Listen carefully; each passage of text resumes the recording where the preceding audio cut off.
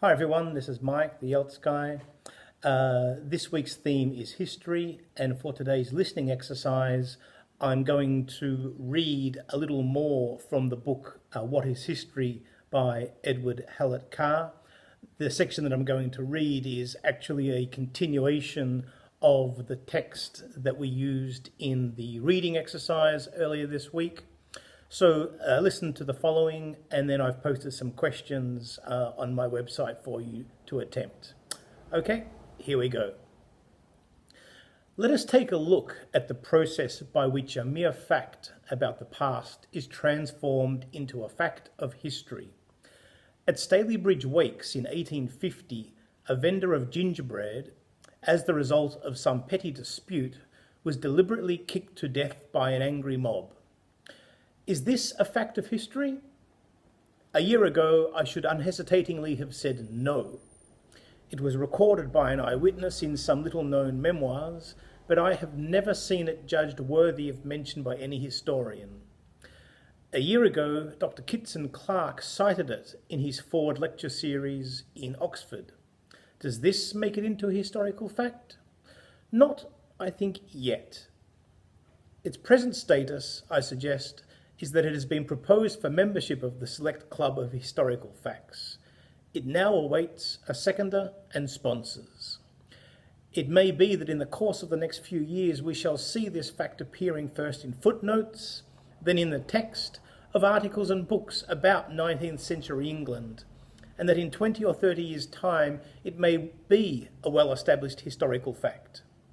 Alternatively, nobody may take it up, in which case it will relapse into the limbo of unhistorical facts about the past from which Dr. Kitson Clark has gallantly attempted to rescue it. What will decide which of those two things will happen? It will depend, I think, on whether the thesis or interpretation in support of which Dr. Kitson Clark cited this incident is accepted by other historians as valid and significant.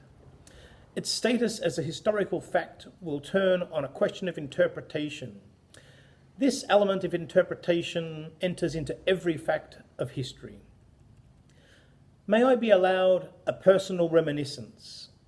When I studied ancient history in this university many years ago, I had as a special subject Greece in the period of the Persian Wars. I collected 15 or 20 volumes on my shelves and took it for granted that there, recorded in these volumes, I had all the facts relating to my subject. Let us assume, it was very nearly true, that those volumes contained all the facts about it that were then known or could be known. It never occurred to me to inquire by what accidental process of attrition that minute selection of facts out of all the myriad facts that must once have been known to somebody had survived to become the facts of history.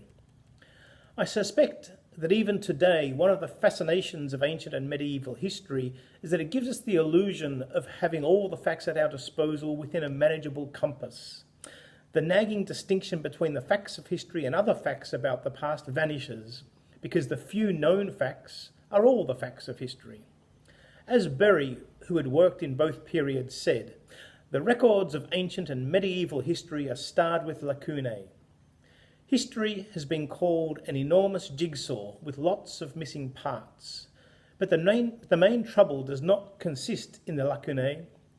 Our picture of Greece in the 5th century BC is defective, not primarily because so many of the bits have been accidentally lost, but because it is, by and large, the picture formed by a tiny group of people living in the city of Athens.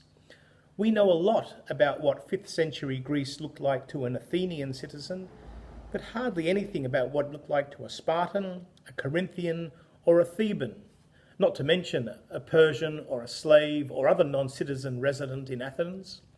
Our picture has been pre-selected and predetermined for us, not so much by accident as by people who were consciously or unconsciously imbued with a particular view and thought the facts which supported that model worth preserving.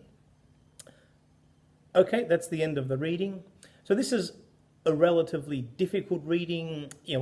Academic historical writing is not simple to read, and there will be a number of terms in here that will be unfamiliar to you.